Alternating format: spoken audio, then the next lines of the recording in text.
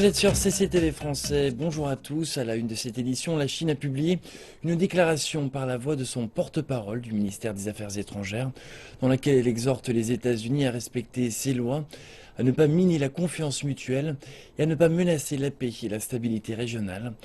Hua Chunying a publié la déclaration suite à la violation des eaux territoriales chinoises par un navire destroyer de la marine américaine au large des côtes des îles Zhongjian et Shisha. Les navires étrangers doivent normalement obtenir la permission du gouvernement chinois avant de pouvoir pénétrer dans les eaux territoriales chinoises, selon les lois chinoises relatives aux territoires maritimes et aux zones contiguës. La porte-parole du ministère des Affaires étrangères a indiqué que le navire destroyer américain a violé les lois chinoises en pénétrant les eaux territoriales chinoises sans autorisation préalable. La porte-parole a par ailleurs rappelé que la Chine avait à plusieurs reprises lancé des alertes vocales au navire. Il ne s'agit pas de la première fois que les navires et les avions de guerre américains violent le territoire de la Chine dans les eaux de la mer méridionale de Chine. Le gouvernement chinois a déjà lancé plusieurs alertes. Le 27 octobre dernier, le navire de guerre USS Lassen est entré illégalement dans les eaux chinoises au large des côtes des îles Nansha. Le ministère chinois des Affaires étrangères a exprimé son ferme mécontentement. Il a par ailleurs rappelé que ce genre d'action illégale menaçait la souveraineté et les intérêts de la sécurité nationale de la Chine, mettait les personnes et les infrastructures dans une situation risquée, tout en compromettant la paix et la stabilité régionale. Le 10 décembre dernier, deux bombardiers B-52 américains ont pénétré illégalement l'espace aérien chinois en survolant les îles Nansha, alors que l'armée chinoise leur avait donné l'ordre de quitter immédiatement la zone. Le ministère chinois de la Défense a déclaré que ces actions étaient une sérieuse provocation militaire, résultant à la militarisation de la région concernée.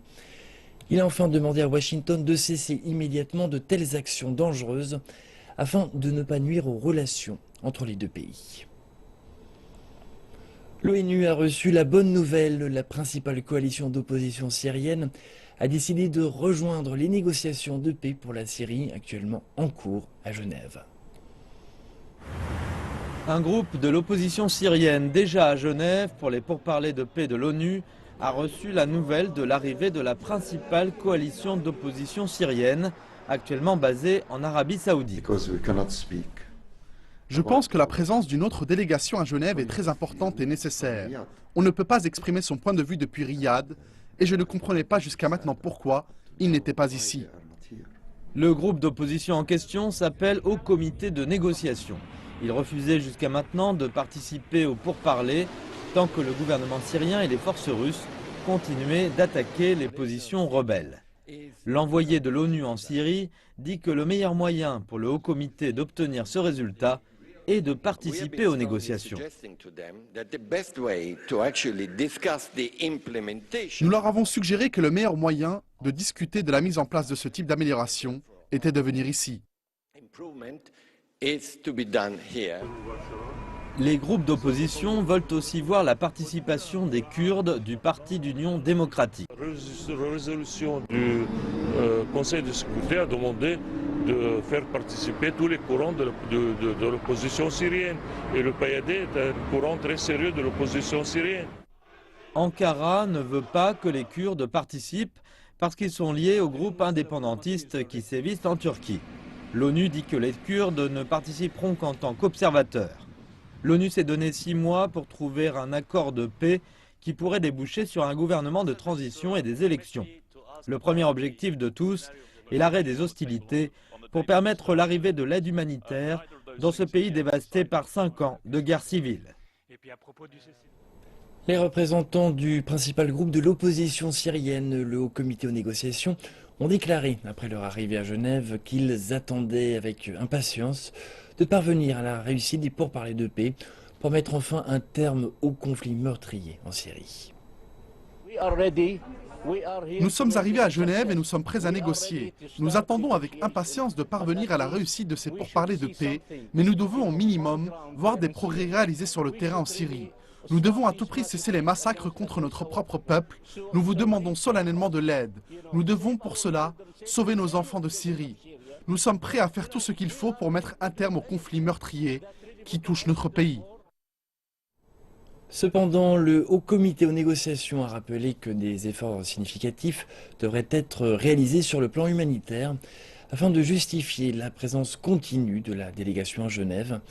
Dans une déclaration publiée en ligne, le groupe a menacé de se retirer des pourparlers de paix si les crimes du gouvernement du président Bachar al-Assad persistaient. En Égypte, à présent, au moins 6 officiers de sécurité ont été tués et 17 blessés dans 2 attaques séparées dans le nord du Sinaï. Les attaques coïncideraient avec le 5e anniversaire de la révolution de janvier qui a provoqué la chute du président Moubarak. En une semaine, plus de 30 soldats ont été tués et beaucoup d'autres blessés dans des attentats à travers l'Égypte. La plupart des victimes l'ont été dans le nord du Sinaï, où se cachent de nombreux extrémistes. La bataille dure depuis 2 ans et demi. Les experts disent que les victimes auraient pu être beaucoup plus nombreuses si l'armée n'avait pas été aussi bien préparée. Le président Sisi était parmi les premiers généraux d'armée à initier l'entraînement au contre-terrorisme des forces armées égyptiennes. C'est grâce à ces efforts que notre armée a été capable d'être efficace contre les troupes ennemies et en même temps, il a créé, entraîné et préparé des combattants qui sont maintenant des experts du terrorisme non organisé, qui est ce qui vient de se passer dans le Sinaï. Les militaires égyptiens ont souvent rapporté avoir infligé de lourdes pertes aux terroristes. Le président Al-Sisi répète souvent qu'il faut des procès très rapides pour limiter ces attaques. Mercredi, le ministre de la Justice a déclaré dans une interview télévisée qu'il ferait en sorte que les procès soient plus rapides. Il a aussi promis vengeance contre les groupes extrémistes.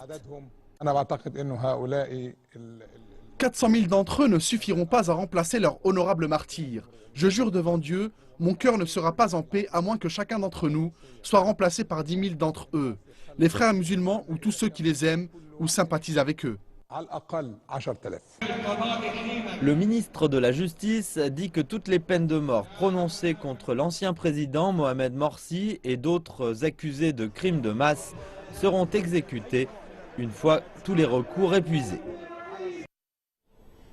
L'Institut national colombien de la santé a déclaré que plus de 2100 femmes enceintes avaient malheureusement contracté le virus Zika pour lequel il n'existe aucun vaccin ni traitement. Il existe plus de 20 000 cas confirmés dans tout le pays. Le virus serait lié à une épidémie dévastatrice de naissance de bébés microcéphales, c'est-à-dire nés avec une tête anormalement petite. Aucun cas mortel ni de microcéphalie n'a cependant été rapporté en Colombie. Le gouvernement a néanmoins appelé les femmes à retarder leur grossesse de 6 à 8 mois pour éviter de potentielles infections. La présidente brésilienne Dilma Rousseff invite toute la population de son pays à participer aux efforts pour éradiquer le moustique qui transmet le virus Zika. Madame Rousseff a aussi déclaré que la pandémie était devenue une menace internationale parce que c'est une maladie qui est encore très mal connue. Nous sommes en train de perdre le combat contre ce moustique. Aussi longtemps que ces moustiques continuent à se reproduire, chacun d'entre nous perd le combat contre ce moustique. Alors nous devons nous mobiliser pour ne pas perdre cette bataille. Le Brésil va lancer une stratégie à l'échelle nationale dans le but d'éliminer la prolifération de ces moustiques le 13 février. Plus de 200 000 soldats se joindront à l'opération et plusieurs bataillons ont commencé une formation spécialisée. Depuis l'éclosion du virus, plusieurs pays ont émis des mises en garde concernant les voyages au Brésil. Cela soulève aussi des inquiétudes au sujet des Jeux Olympiques à Rio de Janeiro au mois d'août. Mais le Brésil dit que plus de 3000 agents de santé sont actuellement déployés à Rio pour éradiquer les zones de reproduction des moustiques.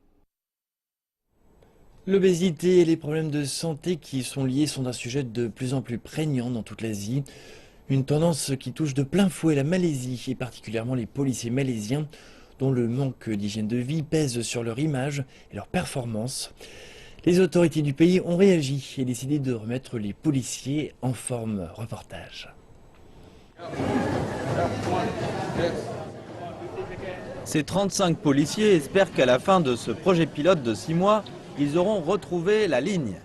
Le ministère de la Santé a aidé à concevoir et à superviser le projet.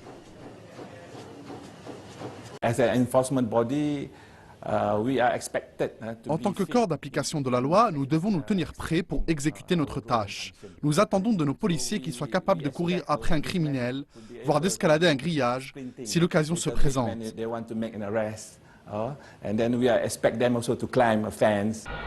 Environ un policier malaisien sur 10 est obèse, avec toutes les conséquences sur la santé à long terme.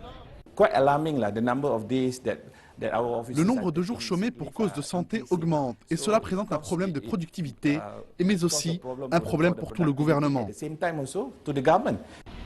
Au moins 300 policiers sont morts prématurément l'an dernier, reflétant une tendance plus répandue. Une grande étude médicale a démontré que les Malaisiens sont le peuple le plus gros d'Asie du Sud-Est.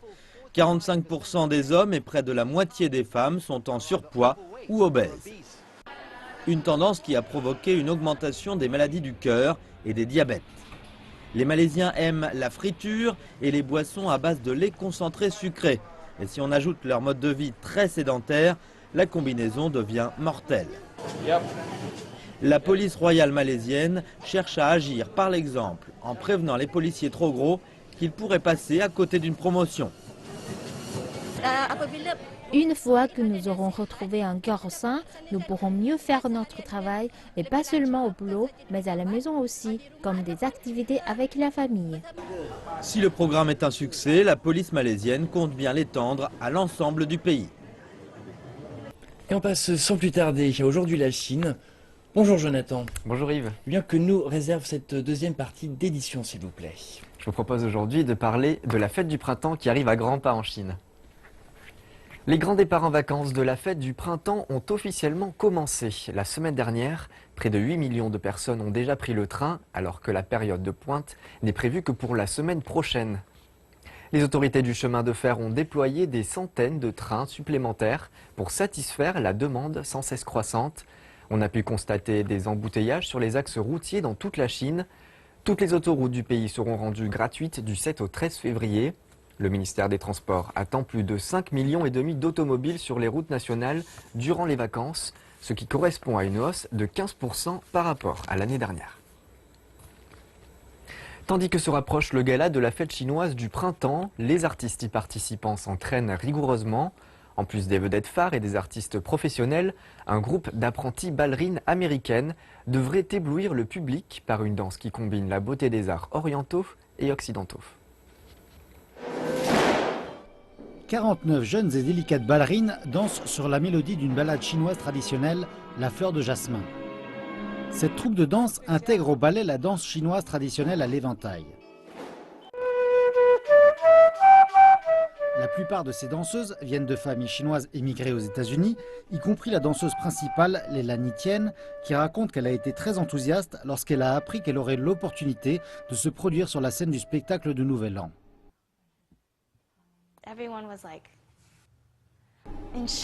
Nous avons toutes été ébahis parce que vous voyez, nous ne pouvions y croire.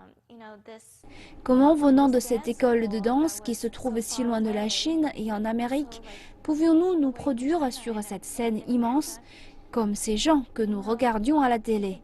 Nous ne pouvions y croire. La mère de Leilani est aussi très excitée, elle qui est si désireuse de permettre à sa fille de connaître davantage la Chine. Alors que la Chine devient encore plus importante dans le monde, comprendre davantage ce pays sera une bonne chose pour le développement de ces jeunes enfants. Quant à la seule fille afro-américaine, Alina, elle attend avec impatience son premier voyage en Chine. Je connaissais le Nouvel An chinois, mais je ne connaissais pas ce grand spectacle. Donc je suis très nerveuse parce que tout le monde en fait un si grand gars. Je suis très nerveuse, mais je suis en même temps vraiment excitée. Et tout le monde a travaillé vraiment très dur et je pense que nous nous en sortirons bien. Pour les Chinoises du groupe nées aux États-Unis, cette opportunité offre une chance d'en apprendre plus sur les traditions chinoises. Je suis juste principalement excitée parce que je sais que c'est une grosse tradition chinoise. Et même moi qui vis en Amérique, très loin du pays natal, je peux toujours le voir chaque année, le gala de la fête du printemps. Et je n'avais jamais pensé qu'une telle opportunité aurait pu se présenter à quelqu'un comme moi. Je suis donc très excitée que quelque chose de spécial se présente à moi. Même si ces filles dansent pendant leur temps extrascolaire, certaines ont remporté des premiers prix lors du Grand Prix d'Amérique de la jeunesse avec cette danse.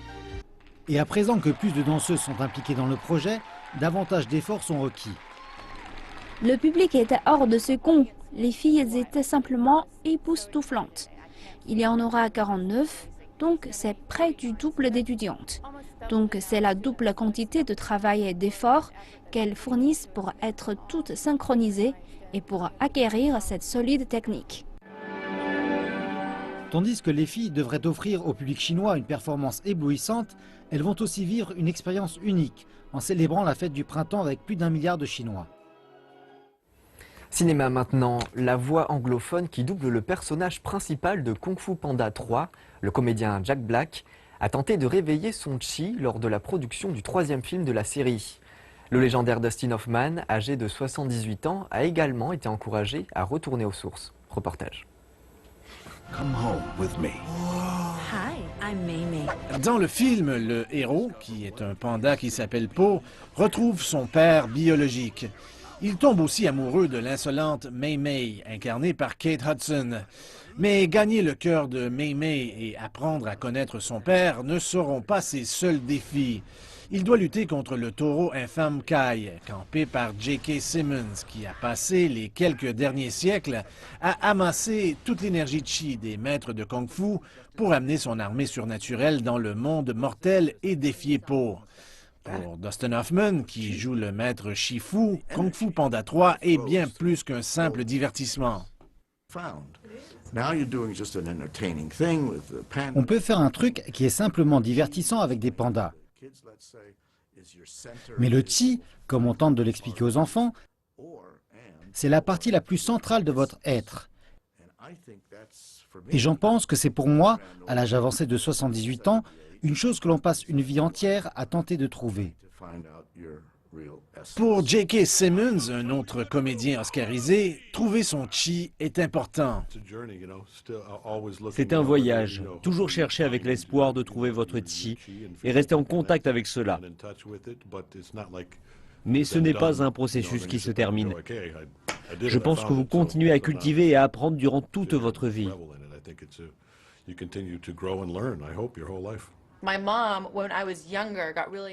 Quand j'étais plus jeune, ma mère s'est beaucoup intéressée à la médecine chinoise et son maître lui avait appris l'importance du qi, comment le maîtriser.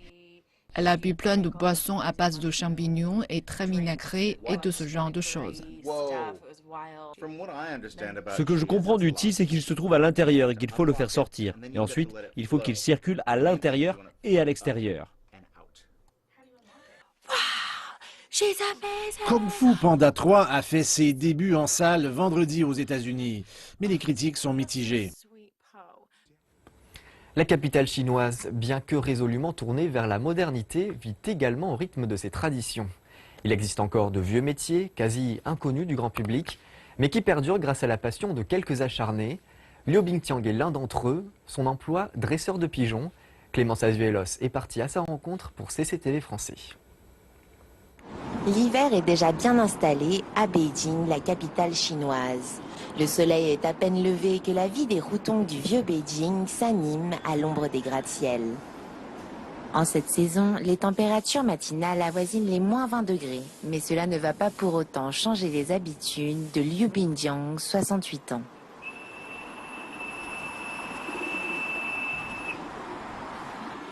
Ceux-là, là, c'est mes pigeons. Le paysage de Beijing, l'actuelle capitale de la seconde puissance économique mondiale, a considérablement changé au cours de ces dernières années. Des immeubles, voire des gratte-ciel ont par endroits remplacé les hutongs, ces habitations traditionnelles. Mais dans ce ciel qui porte aujourd'hui les marques de la modernité et de la croissance économique, un emblème du vieux Beijing passe l'épreuve du temps, le pigeon. Quand j'étais petit, je nourrissais les pigeons parce que je les aimais bien. Mais en grandissant, j'en ai appris de plus en plus sur eux. Je me suis perfectionné, je les ai entraînés. Aujourd'hui, mes pigeons sont de vrais pigeons de compétition. Je les inscris aux courses de chaque district de Beijing. Ils concourent ensuite à la compétition organisée par les 18 districts de Beijing. Et comme ils remportent également des titres internationaux, certains de mes pigeons sont connus dans le monde entier. Bien plus qu'un passe-temps folklorique des retraités des Hutong, l'élevage de pigeons est une tradition chinoise vieille de plus de 3000 ans. Des recherches archéologiques ont montré que les pigeons étaient déjà considérés comme des animaux domestiques sous la dynastie des Yin. Aujourd'hui, leurs descendants bénéficient d'un traitement digne de sportifs de haut niveau. Je les fais voler chaque jour. Il y a 2 types de vols d'entraînement. Le premier est le vol d'orientation et dure entre 40 minutes et 1 heure par jour, où mes pigeons doivent retrouver le chemin de la maison. Le second est une course d'endurance. Les distances varient entre 50 et 150 km. Les compétitions auxquelles mes pigeons participent sont des parcours longs de 350 ou même 550 km. Un bon pigeon peut voler à une vitesse de 80 km/h. La carrière d'un pigeon de course dure en moyenne 3 ans, mais c'est sans compter les intempéries et autres accidents qui peuvent survenir en plein vol. Les pigeons veulent à tout prix rentrer à la maison. Il arrive qu'ils ne terminent pas une course s'ils croisent sur leur route un oiseau de proie, un aigle ou un faucon. Ils peuvent faire un détour pour l'éviter et finir tard. Mais il se peut aussi qu'ils soient blessés et ne puissent pas rentrer.